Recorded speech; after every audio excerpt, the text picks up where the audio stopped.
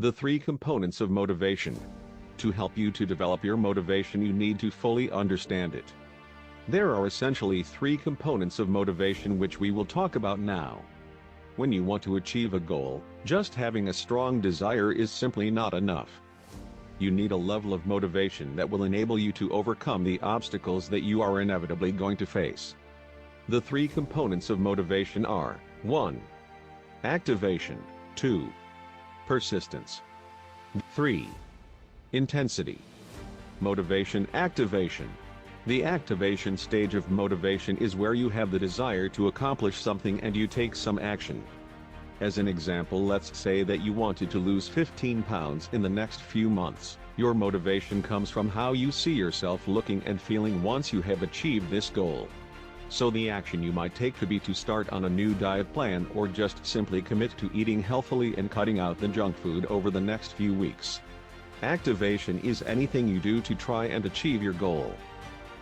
Motivation persistence. Persistence and motivation go hand in hand.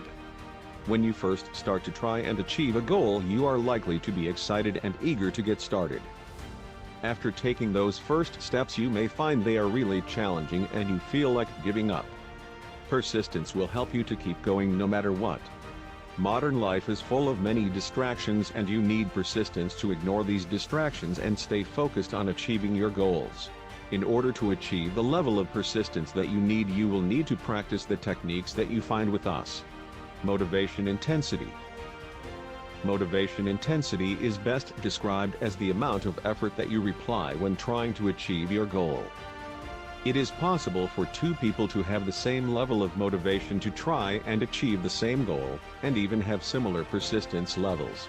But the different levels of intensity will determine which of the two people will achieve their goal the fastest. You probably know people that always move slowly and steadily towards achieving their goals a little bit at a time. We like to call these people plodders.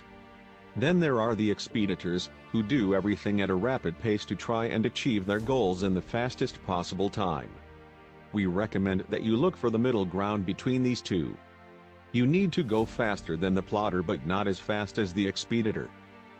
The problem with being an expeditor is that it is easy to make mistakes because you have not concentrated enough on performing the task properly. Understanding the source of motivation. Motivation can either be intrinsic or extrinsic. Your motivation can come from within or it can be influenced by external desires. With intrinsic motivation, you want to achieve something because it will give you personal pleasure. An example here could be doing something for your partner because you get a very warm feeling inside from doing this.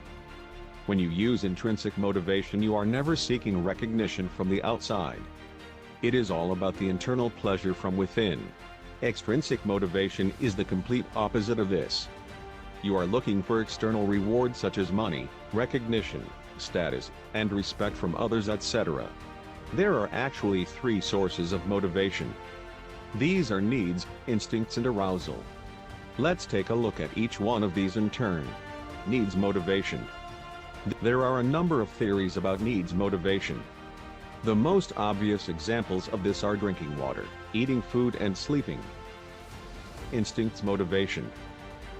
Humans have behavior patterns that are pre-wired and they will become activated when a specific external stimuli is applied. Arousal motivation.